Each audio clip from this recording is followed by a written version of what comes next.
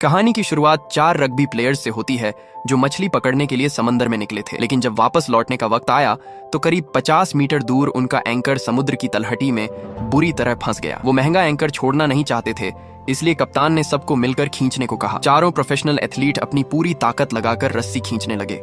इतनी ताकत लगाई कि पूरी नाव एक तरफ झुकने लगी, लेकिन वो मनहूस एंकर हिल तक नहीं रहा था। आखिर में कप्तान ने एंकर को इंजन की ताकत से खींचने का फैसला किया और बस इसी एक गलती की वजह से ये इवेंट दुनिया का सबसे खतरनाक सर्वाइवल मिशन बन गया। फ्लिक मूवीज की एक और धमाकेदार वीडियो में आपका स्वागत है।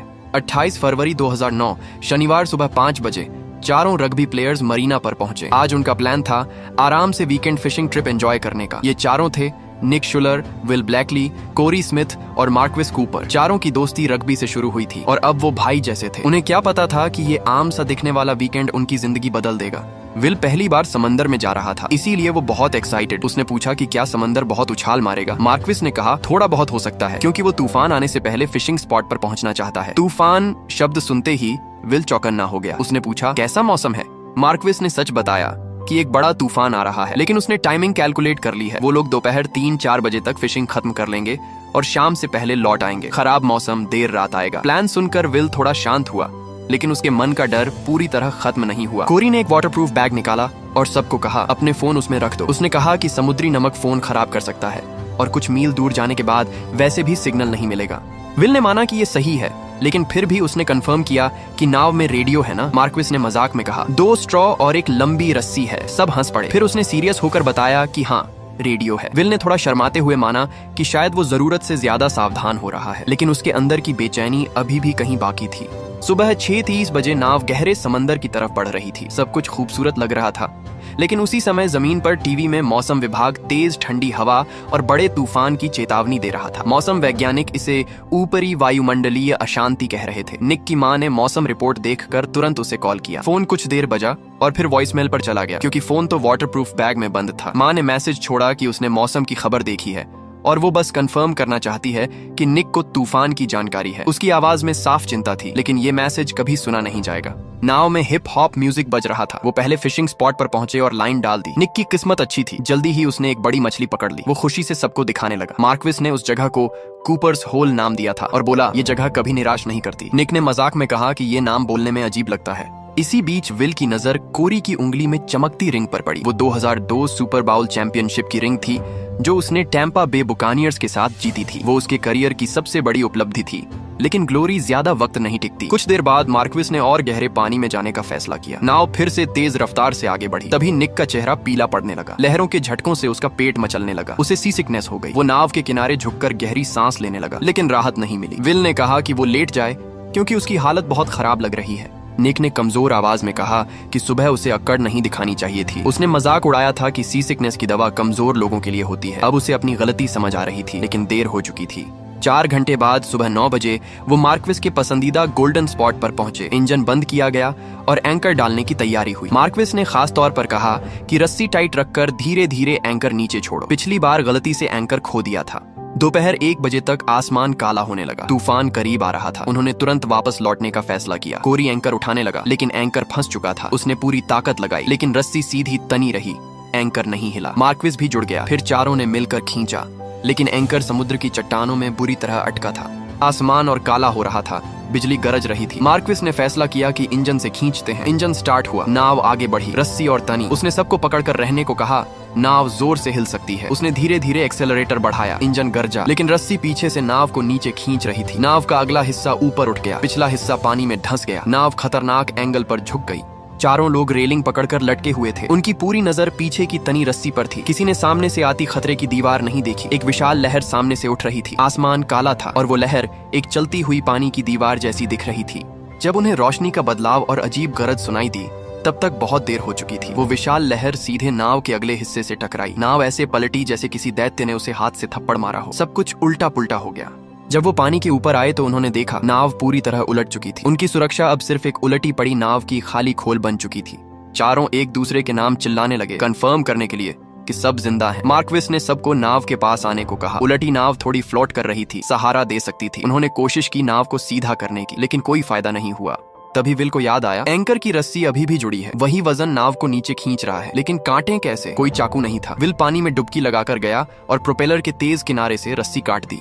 रस्सी कटने के बाद भी हालत ज्यादा नहीं बदले, नाव अब भी उलटी ही थी। लगभग 30 मिनट तक समुद्र में भटकने के बाद मार्क्विस के दिमाग में एक नया प्लान आया। उसने कहा कि जो रस्सी अभी काटी है उसे नाव के एक साइड में बांधकर सब मिलकर खींचते हैं, शायद रस्सी के सहारे नाव को पलट सकें। सुनने में प्लान ठीक लगा तो चारों फिर जुट गए। उसी समय जमीन पर तूफान तेज होता जा रहा था। मौसम विभाग बता रहा था कि ये तूफान 2nd कैटेगरी हरिकेन की ताकत तक पहुंच सकता है। पाउला ने फिर से निक को फोन किया, लेकिन इस बार भी सीधा वॉइसमेल। उसने मैसेज छोड़ा कि तूफान बहुत खतरनाक लग रहा है और उम्मीद है वो लोग लौट रहे होंगे। उसकी आवाज में डर साफ था, लेकिन वो मैसेज भी कभी नहीं सुना जाएगा क्योंकि फोन समंदर में बंद पड़े थे। उलटने के करीब 5 घंटे बाद चारों को समझ आ गया कि नाव सीधी करना लगभग नामुमकिन है। नाव भारी थी और ठंडे पानी में उनकी ताकत तेजी से खत्म हो रही थी। हर कोशिश में एनर्जी जा रही थी और इस बर्फ जैसे ठंडे पानी में ताकत ही जिंदगी थी। धीरे धीरे सबको मानना पड़ा कि वो इस नाव को नहीं पलट सकते। अब नया रास्ता ढूंढना था। मार्क्विस ने खुद को शांत किया और सोचा कि नाव से क्या क्या काम की चीजें निकाली जा सकती हैं। उसने याद दिलाया कि नाव में एक कूलर है जिसमें खाना और पानी है और वो शायद रस्सी से बंधा होगा। विल ने तुरंत पूछा, लाइफ जैकेट कहाँ है? मार्क्विस ने बताया कि केबिन के बाईं तरफ वाले स्टोरेज में है। विल बोला, वो जाकर निकालता है। लेकिन मार्क्विस ने एक बड़ी समस्या बताई, अगर केबिन खोला तो पानी अंदर भर जाएगा और नाव जल्दी डूब सकती है। ये बहुत मुश्किल फैसला था। नाव को जितना हो सके तैरते रहने देना या रिस्क लेकर लाइफ जैकेट निकालना। थोड़ी देर सोचने के बाद सबने समझ लिया, नाव तो देर सवेर डूब ही जाएगी, लेकिन लाइफ जैकेट अभी चाहिए। बिना उसके वो ठंडे पानी में रात तक नहीं टिक पाएंगे। मार्क्विस ने खुद जाने का फैसला किया। कप्तान होने के नाते वो जिम्मेदारी ले रहा था, लेकिन दिक्कत ये थी कि उसने मोटे कपड़े पहन रखे थे जिनसे वो पानी में डूब नहीं पा रहा था। उसने शर्ट उतार दी, भले इससे उसे और ठंड लगे। गहरी सांस लेकर वो पानी में डूब गया। इस बार वो सफल हुआ। अंधेरे पानी में टटोलते हुए उसने केबिन का हैंडल पकड़ा। ऊपर बाकी तीनों ने महसूस किया कि नाव थोड़ी और नीचे जा रही है, लेकिन कुछ ही पल में वो रुक गई। थोड़ी देर बाद मार्क्विस पानी से बाहर आया, हाथ में लाइफ जैकेट लिए। तीनों ने राहत की सांस ली। फिर वो दोबारा गया और 2 और लाइफ जैकेट निकाल लाया।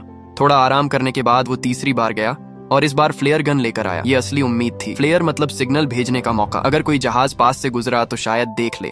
अब केबिन में लगभग 15 बोतल पानी बची थी। अगर वो मिल जाती तो वो ज्यादा देर टिक सकते थे। इस बार कोरी ने कहा कि वो जाएगा, लेकिन जैसे ही वो नीचे गया कुछ सेकंड में वापस आ गया। उसने घबराकर कहा कि उसे कुछ दिख नहीं रहा, पानी बहुत ठंडा है, वो दोबारा नहीं जाएगा।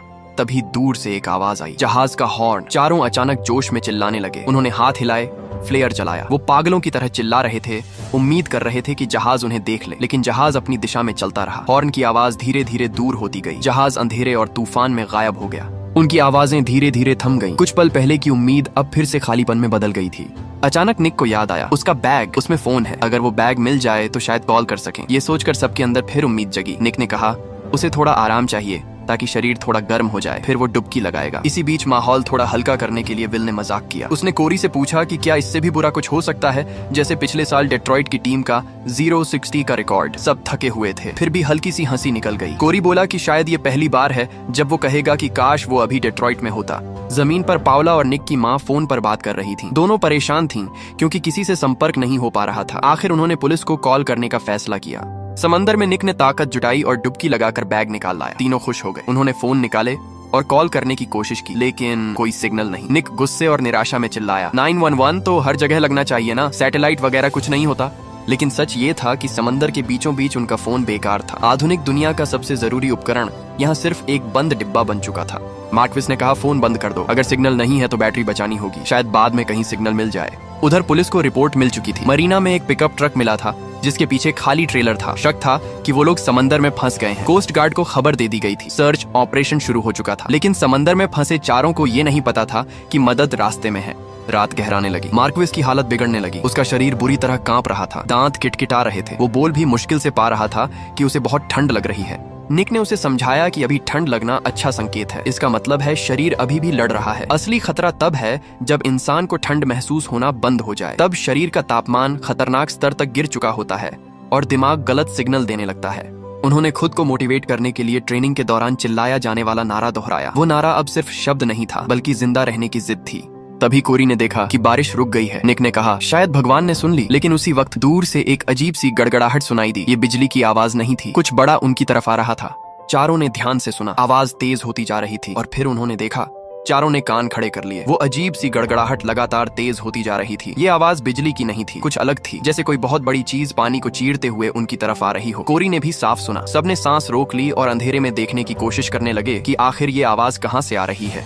समंदर की सतह पर हलचल बढ़ने लगी थी। दूर पानी के ऊपर कुछ भारी सा हिलता हुआ दिख रहा था। गड़गड़ाहट अब और पास आ चुकी थी। लहरों का पैटर्न भी बदलने लगा था, जैसे कोई ताकतवर चीज पानी को धकेल रही हो। चारों पूरी तरह चौकन्ने हो गए। उनकी धड़कनें तेज हो गईं। ठंड, थकान और डर के बीच वो समझने की कोशिश कर रहे थे कि आखिर सामने क्या है।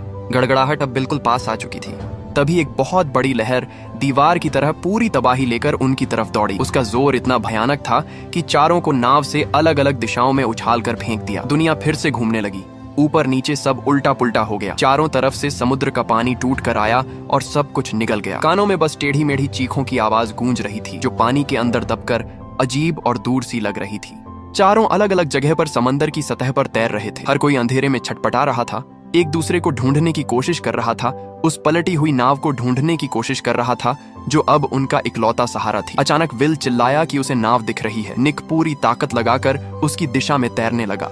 कुछ मिनटों की तलाश जो घंटों जैसी लग रही थी, उसके बाद चारों किसी तरह फिर से नाव तक पहुंच गए और दोबारा साथ इकट्ठा हो गए। तभी विल दर्द से कराह उठा। उसकी टांग किसी चीज से कट गई थी और खून बह रहा था। उसी वक्त एक और बड़ी लहर आकर उन पर गिरी। उधर तट रक्षक अधिकारी क्रूज को अभी तक कोई आधिकारिक रिपोर्ट नहीं मिली थी, लेकिन बंदरगाह पर एक गाड़ी खड़ी मिली जिसके पीछे खाली बोट ट्रेलर लगा था। पार्किंग में वहीं एकमात्र गाड़ी बची थी। कोई इमरजेंसी सिग्नल नहीं आया था, न ही कोई SOS बीकन। क्रूज ने हालात को समझने की कोशिश की। तूफान दोपहर से ही अंदर की तरफ बढ़ रहा था। ऐसे तापमान में अगर कोई पानी में गिर जाए तो उसके जिंदा रहने का समय बहुत सीमित होता है। उसने तुरंत अलर्ट जारी किया, सभी फ्रीक्वेंसी मॉनिटर करने को कहा और चैनल 16 पर कॉल करने का आदेश दिया। सर्च और रेस्क्यू ऑन ऑपरेशन शुरू कर दिया गया, लेकिन तूफानी रात में बहुत कम किया जा सकता था और हर मिनट की देरी समंदर में फंसे लोगों के लिए जिंदगी और मौत का फर्क बन सकती थी। समंदर में हालात और खराब होते जा रहे थे। बड़ी बड़ी लहरें बार बार उठती, चारों को नाव से गिरा देती और वे फिर तैरकर वापस चढ़ने की कोशिश करते। हर बार की टक्कर उनकी ताकत खत्म कर रही थी। हर बार नाव पर चढ़ना पहले से ज्यादा मुश्किल होता जा रहा था। अचानक कोई चिल्लाया कि नीचे कुछ बहुत बड़ा है, जैसे कोई विशाल जानवर। माहौल में घबराहट भर गई। मार्क्विस की प्रतिक्रिया बहुत कमजोर थी। वह कांपती आवाज में बोल रहा था। निक बार बार उसका नाम पुकार रहा था। मार्क्विस टूटती फूटती आवाज में बोला कि उसे महसूस हो रहा है कि उसके अंदर कुछ हो रहा है, जैसे अंदर की तरफ खिंचाव हो रहा हो, जैसे शरीर का कंट्रोल जा रहा हो। उसे लग रहा था उसकी ताकत धीरे धीरे खत्म हो रही है। निक ये सब सुनना नहीं चाहता था। उसने जोर से उसे रोका और कहा, ऐसी हार मानने वाली बातें मत करो, सबको डटे रहना होगा। लेकिन मार्क्विस बहुत कमजोर आवाज में कहता रहा कि अगर उसे यहीं मरना है तो ये शायद उसकी किस्मत है। नमकीन समुद्र ही उसकी जगह है। उसने सुबह कहा था कि समुद्र उसे सुकून देता है, घर जैसा एहसास देता है। शायद यही उसका असली घर है। उसकी आवाज और कमजोर हो गई। उसकी आंखें खाली होने लगीं। अचानक उसकी आंखों में हल्की चमक आई। वह कहीं देखने लगा और बुदबुदाया कि उसे अपनी बेटी दिख रही है, जैसे वह मुस्कुरा रही हो, हाथ बढ़ाकर उसे गले लगाने आ रही हो। निक को तुरंत समझ आ गया कि कुछ गलत है। उसने जोर से कहा कि उसकी बेटी यहाँ नहीं है, वह यहाँ नहीं है। उसने मार्क्विस को झकझोरा ताकि वह होश में आए, लेकिन उसकी आंखों में बस उलझन और तड़प थी। सबसे कमजोर पल में उसका दिमाग उसे सबसे गर्म और प्यारी तस्वीर दिखा रहा था। निक चिल्लाता रहा कि वे लोग यहाँ नहीं हैं, ये सब भ्रम है। किसी ने घबराकर पूछा क्या हो रहा है। निक ने भारी आवाज में कहा, हाइपोथर्मिया। मार्क्विस का शरीर का तापमान खतरनाक स्तर तक गिर चुका है। शरीर काम करना बंद कर रहा है, दिमाग पर असर पड़ रहा है, इसलिए उसे भ्रम हो रहे हैं। निक ने कहा, उसे गर्मी चाहिए, शरीर की गर्मी। वे सब उसे घेर कर अपने शरीर की गर्मी से उसे गर्म रखने की कोशिश करें। यही अभी उनका इकलौता रास्ता है। चारों एक साथ सटकर खड़े हो गए, मार्क्विस को बीच में लेकर। ठंडे पानी में खड़े होकर वे अपनी बची खुची गर्मी उसे देने की कोशिश कर रहे थे, लेकिन उनकी खुद की गर्मी भी तेजी से खत्म हो रही थी। वे उसे कितना बचा सकते थे। रात लंबी थी, तूफान जारी था, उनकी जिंदगी की लौ धीरे धीरे बुझ रही थी। मार्क्विस सबसे पहले खतरे में पड़ा था, लेकिन सब जानते थे अगर हालात नहीं बदले तो बाकी भी ज्यादा देर नहीं टिकेंगे। अंधेरे और ठंड में चारों पूरी ताकत से साथ चिपके रहे, आखिरी हिम्मत से प्रकृति की बेरहमी के खिलाफ लड़ते हुए। उन्हें नहीं पता था सुबह आएगी या नहीं, बचाव दल उन्हें ढूंढ पाएगा या नहीं। इस पल तक वे जिंदा थे, वे अभी भी लड़ रहे थे। उधर जमीन पर पाओला ने फिर से निक को मैसेज छोड़ा कि उसे बहुत चिंता हो रही है। उसने बताया कि पार्किंग में मार्क्विस की ट्रक ही अकेली खड़ी मिली है। वह खुद को समझाने की कोशिश कर रही थी कि शायद चारों दोस्त कहीं बैठकर शराब पी रहे हों और फोन बंद हो गया हो। निक की माँ भी बेचैनी से इंतजार कर रही थी। मार्क्विस की पत्नी रिबेका ने भी फोन किया। दोनों औरतों को अपने पतियों की कोई खबर नहीं थी। रिबेका ने कहा कि मार्क्विस ने बताया था कि वह देर से लौट सकता है, लेकिन फोन बंद होना अजीब लग रहा है। उसने खुद को मजबूत दिखाने की कोशिश की और कहा कि चारों मजबूत आदमी हैं, कुछ नहीं होगा। फोन रखने के बाद दोनों औरतें एक दूसरे को दिलासा देती रहीं, लेकिन अंदर का डर बढ़ता जा रहा था। समुद्र में हालात तेजी से बिगड़ रहे थे। विल कोशिश कर रहा था कि मार्क्विस होश में रहे। कुछ देर के लिए वह संभला, लेकिन फिर उल्टी सीधी बातें करने लगा। उसकी बातें समझ नहीं आ रही थीं। अचानक वह बेकाबू होकर जोर जोर से छटपटाने लगा। उसकी ताकत हैरान करने वाली थी, जबकि वह बेहद कमजोर हालत में था। एथलीट जैसा शरीर अभी भी उसमें अचानक ताकत भर रहा था। बाकी तीनों को मिलकर उसे पकड़ना पड़ा। वह चिल्ला रहा था, मुझे छोड़ दो। उसकी आंखें खाली हो चुकी थीं। साफ था कि वह हकीकत और भ्रम में फर्क नहीं कर पा रहा था। शायद उसके दिमाग में कोई डरावना दृश्य चल रहा था और जो लोग उसे पकड़ रहे थे वह उन्हें दुश्मन समझ रहा था। उधर तटरक्षक दफ्तर में रिपोर्ट आई कि रेबेका का फोन आया है। उसने बताया कि उसका पति मार्क्विस और उसके 3 दोस्त सुबह समुद्र में गए थे और तब से लापता हैं। यह सुनकर क्रूज को पता चला कि मार्क्विस और कोरी पहले प्रोफेशनल फुटबॉल खिलाड़ी रह चुके हैं। 4 ताकतवर आदमी करीब 110 किलोमीटर दूर गहरे समुद्र में भयानक तूफान में फंसे हुए। सूरज डूब चुका है और कोई सिग्नल नहीं। क्रूज ने गंभीर आवाज में कहा कि हाइपोथर्मिया सबसे डरावनी मौत होती है, खासकर उन लोगों के लिए जिनके शरीर में चर्बी कम होती है। शरीर का तापमान 35 डिग्री से नीचे जाते ही नसें सिकुड़ने लगती हैं, मांसपेशियां जवाब देने लगती हैं, दिमाग पर असर होता है, भ्रम और पागलपन शुरू हो जाता है और अंत में शरीर पूरी तरह हार मान लेता है। उसने तुरंत स्थिति को डिस्ट्रेस यानी गंभीर खतरे में बदल दिया। फिक्स्ड विंग विमान और ब्लैक हॉक हेलीकॉप्टर तुरंत उड़ान भरने लगे। रेबेका से जीपीएस रिकॉर्ड मंगवाया गया ताकि उनके मछली पकड़ने वाले इलाके की लोकेशन मिल सके। इंजन की गड़गड़ाहट के साथ रेस्क्यू प्लेन अंधेरे और खतरनाक समुद्र की ओर उड़ गए। समुद्र में फिर बारिश शुरू हो गई। निक को अचानक एहसास हुआ कि यह एक मौका है। उसने चिल्लाकर मार्क्विस से कहा, मुंह खोलो और बारिश का पानी पियो। उसी समय उसने महसूस किया कि कोरी का दिल बहुत तेज धड़क रहा है, जैसे छाती से बाहर निकल आएगा। यह भी हाइपोथर्मिया का असर था। शरीर खून का संचार बनाए रखने के लिए दिल को तेज चलाने पर मजबूर कर देता है, लेकिन फायदा बहुत कम होता है। निक ने कहा, उसका अपना दिल भी ऐसे ही धड़क रहा है। किसी ने घबराकर पूछा, क्या इसका मतलब है कि वे मरने वाले हैं? निक ने सख्त आवाज में कहा, कोई नहीं मरेगा। आसमान में रेस्क्यू प्लेन उड़ रहे थे। पायलट ने रेडियो पर बताया कि कुछ भी साफ दिखाई नहीं दे रहा। विजिबिलिटी लगभग 0 है। तूफानी लहरें और बारिश की परतें सब कुछ धुंधला कर रही थीं। ऐसे हालात में खोज करना अंधेरे में काली सुई ढूंढने जैसा था। हर मिनट की देरी किसी की जान ले सकती थी। समुद्र में फंसे लोगों को पता ही नहीं था कि उनके ऊपर से विमान चक्कर लगा रहे हैं। उन्हें सिर्फ अंधेरा, ठंड और डर महसूस हो रहा था। मार्क्विस लगभग बेहोशी में था। उसकी सांसें कमजोर थीं। कोरी का मानसिक संतुलन टूटने लगा था। विल का जख्म लंबे समय से खारे पानी में भीग रहा था। शायद उसमें इन्फेक्शन हो चुका था। सिर्फ निक था जो खुद को संभाले रखने की कोशिश कर रहा था, लेकिन वह भी अपने अंदर की गिरती ताकत महसूस कर रहा था। उसका शरीर भी हद पर पहुंच रहा था। उसके पास सिर्फ उसकी इच्छा शक्ति बची थी। उसे अपने पिता की आवाज याद आई, हम कभी हार नहीं मानते। उसने खुद से कहा कि उसे टिके रहना होगा, सबको टिकाए रखना होगा, क्योंकि एक बार आंख बंद हुई तो शायद फिर कभी न खुले। जमीन पर पाउला रेबेका के घर पहुंची। रेबेका ने घबराहट में कहा कि तटरक्षक को सर्च को और तेज करना चाहिए। उन्हें जीपीएस ढूंढना होगा जिसमें मार्क्विस के मछली पकड़ने के पॉइंट सेव हैं। वह घबराहट में ढूंढ नहीं पा रही थी और टूटने लगी थी। पाउला ने उसे शांत किया और याद दिलाया कि उसने खुद कहा था कि मजबूत रहना है। थोड़ी देर बाद जीपीएस मिल गया। उन्होंने उसे चालू किया और उसमें सेव कोऑर्डिनेट्स मिल गए। तुरंत वह लोकेशन तटरक्षक को भेज दी गई। उन्होंने नक्शे पर पॉइंट मार्क किया और सभी रेस्क्यू विमानों को भेज दिया। समुद्र में हालत और बिगड़ गई। मार्क्विस और कोरी दोनों की हालत खराब थी। कोरी कह रहा था कि उसे बहुत गर्मी लग रही है। विल ने कहा, यह भ्रम है, दिमाग धोखा दे रहा है। तभी एक और विशाल लहर आई और मार्क्विस को बहा कर ले गई। उसकी लाइफ जैकेट फिसल गई और वह समुद्र में डूब गया। निक ने चीख कर उसका नाम पुकारा। उसकी आवाज में यकीन न करने वाली पीड़ा थी। विल उसे ढूंढने की कोशिश करता रहा, लेकिन कुछ नहीं मिला। कोरी पूरी तरह पागलपन में चला गया और चीखने लगा। अब 4 में से 3 बचे थे और उनमें से भी एक आधा होश में था। मार्क्विस का जाना सिर्फ एक दोस्त का खोना नहीं था, बल्कि उम्मीद का टूट जाना था। तभी उन्होंने विमान की आवाज सुनी। निक और विल ने अपनी पूरी बची ताकत जुटाई और जोर जोर से चिल्लाने लगे। निक ने कांपते हाथों से मोबाइल की टॉर्च ऑन की। कमजोर रोशनी अंधेरे में चमकी। वह उसे पागलों की तरह लहराने लगा ताकि कोई देख सके। विमान में बैठे एक ऑब्जर्वर ने कहा कि उसे शायद कोई हल्की रोशनी दिखी। सबने सांस रोक ली। दूरबीन और नाइट विजन से उस दिशा में देखा गया, लेकिन जांच के बाद जवाब आया कि वह सिर्फ बिजली की चमक का पानी में प्रतिबिंब था। मौसम और खराब हो रहा था। उन्हें ऊंचाई लेनी पड़ी। वापसी का आदेश दिया गया। नीचे समुद्र में निक और विल चिल्लाते रहे। विमान की आवाज धीरे धीरे दूर होती गई और फिर गायब हो गई। उम्मीद आई और फिर टूट गई। उनके ऊपर से बचाव विमान गुजर गया, लेकिन तूफान और अंधेरे में वे एक दूसरे से चूक गए। क्रूज को फोन करना पड़ा और रेबेका को बताना पड़ा कि मौसम के कारण सर्च रोकनी पड़ी है। तूफान के बाद दोबारा कोशिश होगी। रेबेका ने फोन रखा और पाउला को बताया। दोनों ने खुद को दिलासा दिया कि शायद वे कहीं फंसे हैं, शायद जिंदा हैं, लेकिन रेबेका ने माना कि उसके मन में अजीब सा डर बैठ गया है। सुबह होने लगी। समुद्र में अब सिर्फ निक और विल दिख रहे थे। कोरी भी गायब हो चुका था। निक उसका नाम पुकारता रहा, गला बैठ गया था। कोई जवाब नहीं आया। विल ने आखिर वह बात कह दी जिसे वे दोनों जानते थे। वे चले गए। मार्क्विस और कोरी दोनों निक इस सच्चाई को मान नहीं पा रहा था। कल तक 4 दोस्त थे, हंसते हुए निकले थे। अब सिर्फ 2 बचे थे, अनंत समुद्र में तैरते हुए।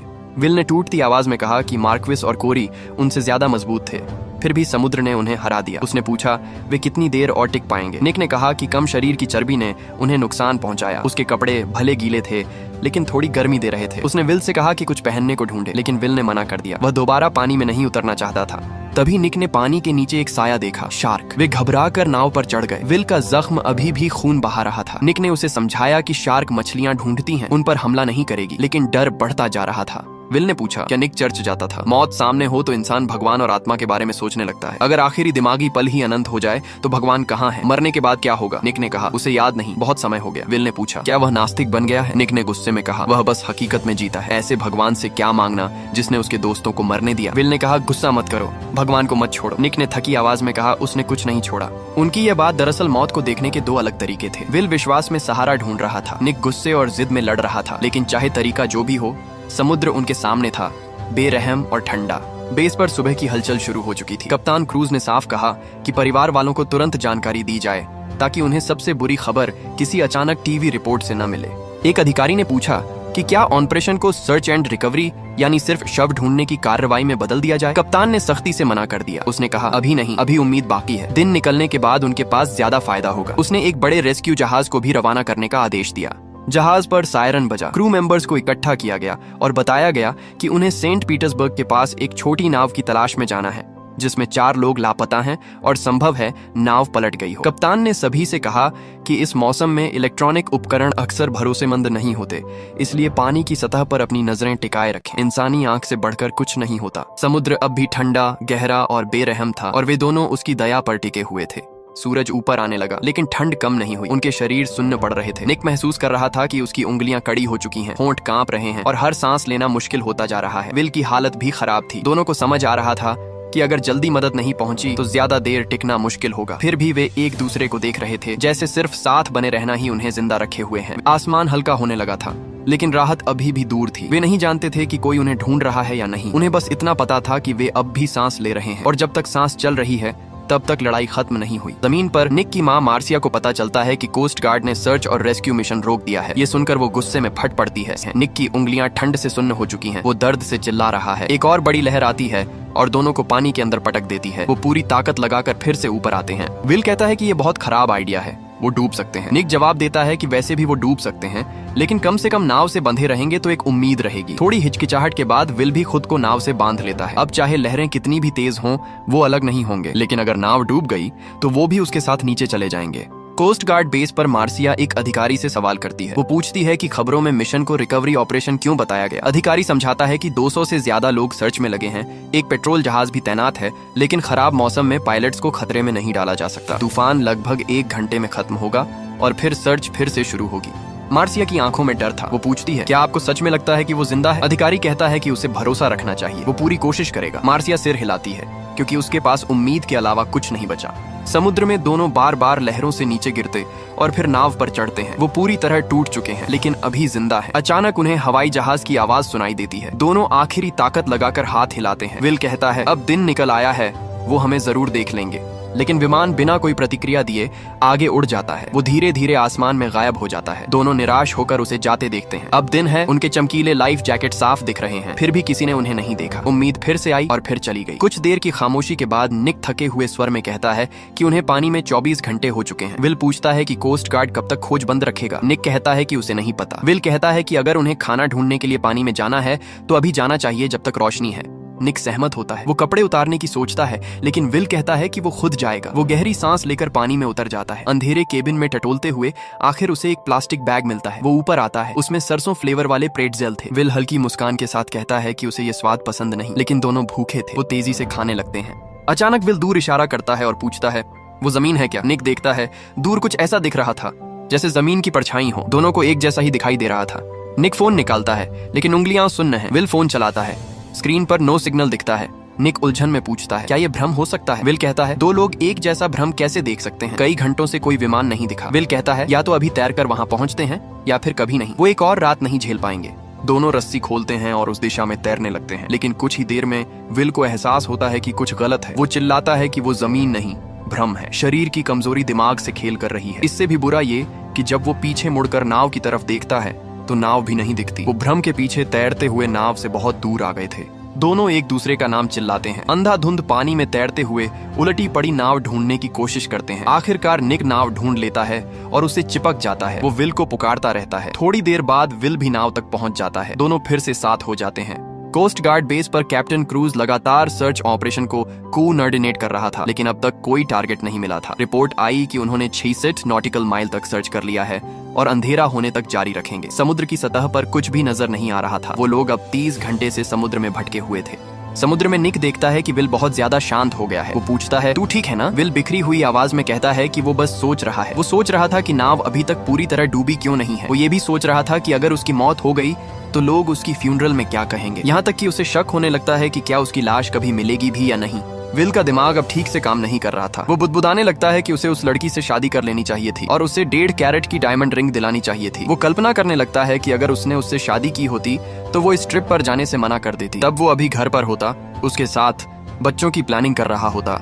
विल कमजोर आवाज में निक से कहता है कि क्या वो उसके माता पिता को कुछ बता सकता है। वो पूरे वाक्य भी नहीं बना पा रहा था, बस बार बार यही कह रहा था, मेरी मम्मी को बता देना। निक मना कर देता है। वो कहता है कि वो उसके माता पिता को कुछ नहीं बताएगा क्योंकि विल खुद जाकर बताएगा, लेकिन विल बार बार वही दोहराता रहता है। फिर अचानक वो कहता है कि उसे बहुत गर्मी लग रही है, उसे ठंड नहीं लग रही। वो कहता है कि बस थोड़ा और गर्म होना चाहता है। निक समझ जाता है कि ये हाइपोथर्मिया का आखिरी स्टेज है। जब इंसान को ठंड की जगह गर्मी महसूस होने लगे तो इसका मतलब होता है कि दिमाग ने शरीर के तापमान को समझना बंद कर दिया है। मौत बहुत करीब होती है। विल अपने कपड़े उतारने लगता है। निक पूरी ताकत से उसे रोकता है और चिल्लाता है कि ऐसा मत कर। तभी एक और बड़ी लहर आती है और विल को पानी में बहा ले जाती है। निक रस्सी पकड़कर पूरी ताकत से उसे वापस खींच लेता है, लेकिन तब तक विल बेहोश हो चुका था। एक और जबरदस्त लहर आती है। इस बार विल का शरीर लहरों में खो जाता है और अंधेरे समुद्र में गायब हो जाता है। निक जोर जोर से विल का नाम चिल्लाता है, लेकिन जवाब में सिर्फ समुद्र की आवाज आती है। विल चला गया था, मार्क्विस चला गया था, कोरी भी चला गया था। कभी 4 जिगरी दोस्त थे, अब सिर्फ निक अकेला बचा था, अंधेरे समुद्र में तैरता हुआ। वो गुस्से में आसमान की तरफ चिल्लाता है,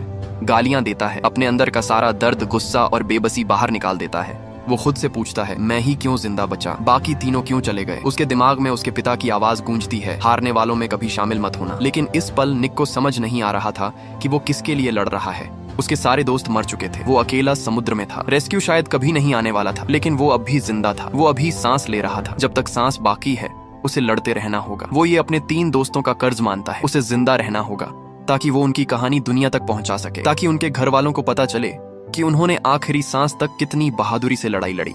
निक नाव को कसकर पकड़े रहता है। अंधेरा और गहरा हो जाता है। वो अकेले ही अपनी जिंदगी की लड़ाई जारी रखता है। बेस पर एक अधिकारी सबको संबोधित करते हुए कहता है कि वो समझता है सब लोग क्या महसूस कर रहे हैं, लेकिन अभी वो यहाँ से जा नहीं सकते। उम्मीद ही उनकी सबसे बड़ी ताकत है और यही उनके पास बची हुई आखिरी चीज है। वो सबसे कहता है कि भगवान पर भरोसा रखें, दुआ करें कि उन लड़कों को ढूंढ लिया जाए और उन्हें सुरक्षित घर वापस लाया जा सके। कुछ समय बाद आदेश आता है कि सर्च ऑपरेशन खत्म किया जाए और सब यूनिट्स वापस लौट आए। कई नाविक मायूस हो जाते हैं। फिर भी कुछ लोग आपस में कहते हैं कि बस कुछ मिनट और खोज लेते हैं। वो हार मानना नहीं चाहते थे, वो एक आखिरी कोशिश करना चाहते थे। इधर पावला फिर से निक को कॉल करती है। कॉल फिर वॉइसमेल पर चली जाती है। वो मैसेज छोड़ते हुए कहती है कि बहुत देर हो चुकी है, सब बहुत परेशान हैं। वो मजाक में कहती है, क्या तुम सस्पेंस बना रहे हो? लेकिन कुछ ही सेकंड में उसकी आवाज भर्रा जाती है। वो कहती है कि उसे उम्मीद है सब ठीक होंगे, शायद सिग्नल के बाहर होंगे, लेकिन उसके दिल में डर है कि शायद वो उसे दोबारा कभी नहीं देख पाएगी। उसकी आवाज टूट जाती है और वो रोते हुए फोन काट देती है। मार्सिया उसके पास आती है और उसे गले लगा लेती है। मार्सिया कहती है कि उसे यकीन है निक जिंदा है। वो महसूस कर सकती है कि वो कहीं ना कहीं अभी भी बाहर है। वो कहती है कि चलो दोनों मिलकर उससे बात करते हैं दिल से, ताकि वो जहां भी हो उसे लगे कि वो अकेला नहीं है। दोनों औरतें एक दूसरे को पकड़कर रोती हैं और खुले समुद्र की तरफ दुआ करती हैं। समुद्र में निक अब पूरी तरह थक चुका है। वो कभी होश में होता है, कभी आधा बेहोश। समुद्र की आवाज पागलों की तरह उसके चारों तरफ गूंज रही है। वो खाली समुद्र की तरफ चिल्लाता है, लेकिन उसकी आवाज बेकार जा रही है। समुद्र में भटके हुए 22 घंटे हो चुके थे। निक को भ्रम होने लगते हैं। उसे अपने दोस्तों की हंसी सुनाई देती है। वो उनके साथ बिताए हुए पल देखता है। वो सब कुछ इतना असली लगता है जैसे हाथ बढ़ाकर छू सकता हो, लेकिन जैसे ही वो पकड़ने की कोशिश करता है सब हवा में गायब हो जाता है। फिर निक एक फैसला करता है। वो उस रस्सी को खोलने लगता है जिसने उसे नाव से बांध रखा था, वही रस्सी जिसने तूफान में उसकी जान बचाई थी। उसकी उंगलियां जमी हुई और भारी थीं, लेकिन वो धीरे धीरे गांठ खोल देता है। रस्सी ढीली हो जाती है। अब वो आजाद था। निक नाव पर पीठ के बल लेट जाता है। नीचे सफेद उलटी पड़ी नाव, ऊपर नीला आसमान। वो आंखें बंद कर लेता है। अब वो न लड़ रहा था, न चिल्ला रहा था, न इंतजार कर रहा था उस मदद का जो शायद कभी नहीं आने वाली थी। उसके तीनों दोस्त जा चुके थे। अब शायद उसे भी उनके पास जाना चाहिए। वो सोचता है कि उसके माता पिता समझ जाएंगे। वो मानते हैं कि उसने पूरी कोशिश की, उसने सच में पूरी कोशिश की। उसकी सांसें धीमी और शांत होने लगती हैं। उसका शरीर ढीला पड़ जाता है। धूप उसके चेहरे पर गर्माहट देती है। लहरें नाव को हल्के हल्के झुला रही हैं। सब कुछ अजीब तरह से शांत लगता है, जैसे अब दर्द नहीं है, ठंड नहीं है, अकेलापन नहीं है। वो सोचता है शायद बस सो जाऊं और सब खत्म हो जाएगा। वो कल्पना करता है कि सपने में वो मार्क्विस, कोरी और विल से मिलेगा। वो सब फिर साथ होंगे, कभी अलग नहीं होंगे। लेकिन ठीक उसी पल एक रेस्क्यू बोट वहां से गुजरती है। वो उसे देख लेती है। उसी क्षण जब निक ने आंखें बंद कर दी थीं, जब उसने आखिरकार लड़ना छोड़ दिया था, तभी चमत्कार होता है। बेस पर तुरंत रिपोर्ट पहुंचती है कि एक टारगेट मिला है। कैप्टन क्रूज तुरंत आदेश देता है कि सभी हेलीकॉप्टर उस लोकेशन पर जाएं। वो 2 दिन से इसी पल का इंतजार कर रहे थे। रेस्क्यू हेलीकॉप्टर उड़ान भरता है और उस जगह पहुंचता है। ऑब्जर्वर रिपोर्ट करता है कि एक वयस्क पुरुष दिखाई दे रहा है। हेलीकॉप्टर निक के ऊपर मंडराता है। निक सिर उठाता है। वो हेलीकॉप्टर देखता है, लेकिन वो इतना कमजोर है कि समझ नहीं पाता कि ये सच है या फिर एक और भ्रम। बेस पर सब लोग सांस रोककर बैठे हैं। कैप्टन क्रूज पूछता है, क्या वो जिंदा है? कुछ सेकंड बाद जवाब आता है, टारगेट जिंदा है।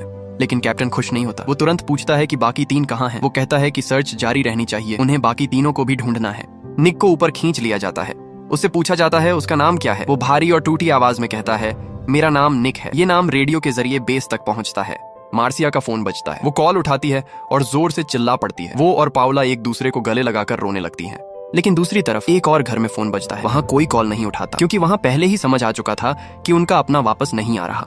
हेलीकॉप्टर सुरक्षित जगह की ओर उड़ जाता है। नीचे सफेद उलटी पड़ी नाव समुद्र में तैरती रह जाती है। वही नाव जिसने 4 दोस्तों की हंसी, डर, हिम्मत और आखिरी पल देखे थे, अब वो अकेली तैर रही थी, इस दुखद कहानी की गवाह बनकर। सर्च कई दिन तक जारी रहती है, लेकिन मार्क्विस, कोरी और विल कभी नहीं मिलते। समुद्र ने उन्हें अपने अंदर समा लिया था।